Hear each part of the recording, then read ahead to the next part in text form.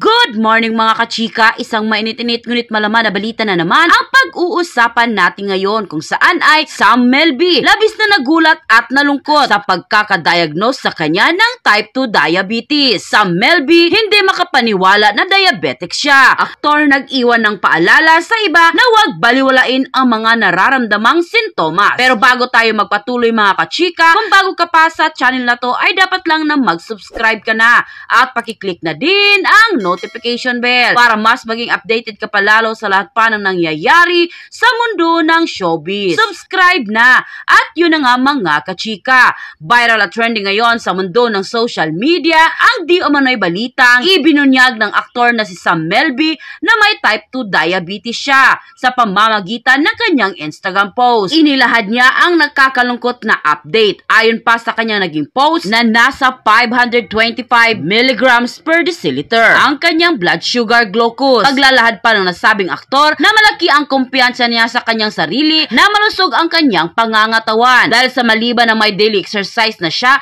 ay hindi na rin siya mahilig sa matamis. Ayon pa sa kanyang naging official post and quoted, "Samuel Melby, akala ko healthy akong tao. Di naman ako sweet tooth. Bihira din ako mag-junk foods. Pero last year, nalaman ko na may type 2 diabetes na ako. Mga magulang, lola at lolo ko wala. I just wish na nakapag-check up ako ng mas maaga. Nang pre-diabetes pa ako. Kasi pwede pa i-reverse. Payo ko, don't ignore the symptoms. May main symptoms, laging nauuhaw at madalas mag-pee. At magpa-check up regularly." End quote. Inamin nga ni Sam Melby na napag-alaman din niya na wala naman daw sa lahi nila ang isang diabetic. Hindi naman daw diabetic ang kanyang mga magulang, pati na ang kanyang lolo at lola. Sobrang nalungkot ang aktor dahil huli na itong nagpa-check up. Sa kabila ng kanyang karamdaman, ay nag-iwan pa rin ito ng advice sa iba na wag di umanang baliwalain ang mga sintomas na nararamdaman or kahit man lang walang nararamdaman tulad na lamang na palaging nauuhaw at naiihi. Dapat din na magpa-check up ng regular upang maagapan pa ang mga tulad nito. Sa kaso ng aktor, ang blood sugar level niya ay nasa 525 mg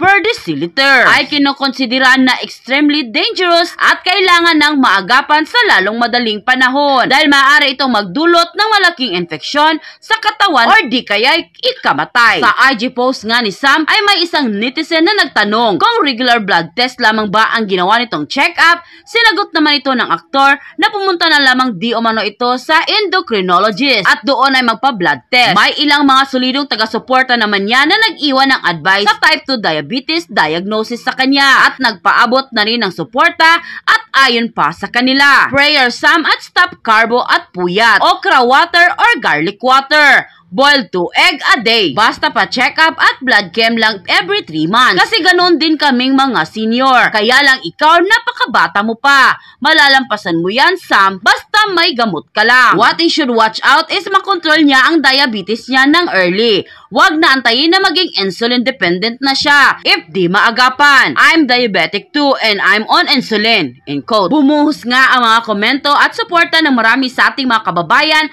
para sa aktor at may ilan pa sa kanila ang nagbahagi din ng parehong kondisyon na nila nalampasan naman nila ang pagiging type 2 diabetes patient. Sa pagiging tahimik ng aktor sa mata ng publiko, kamakailan lamang ay ito ang kauna-unahang nagbahagi siya ng kanyang sitwasyon ngayon na bukas sa publiko. Matatandaan na naging mainit ang usap-usapan pa rin hanggang sa ngayon ang tungkol nga sa hiwalayan nila ng kanyang fiancé na si Catriona Gray. Parehong tahimik nga lang ang magkabilang kampo para bigyang kasagutan ang lahat. Pansin naman ng mga solidong taga-suporta ng dalawa na walang komento o reaction man lang si Catriona tungkol sa kalusugan ng aktor ngayon. At yun na nga mga kachika, kung nagustuhan mo ang hot topic natin for today's video, ay ano pang inaantay mo? Mag-like ka na at i-share mo na din para mas marami pang magkakaalam sa hot topic na ito. Maraming salamat!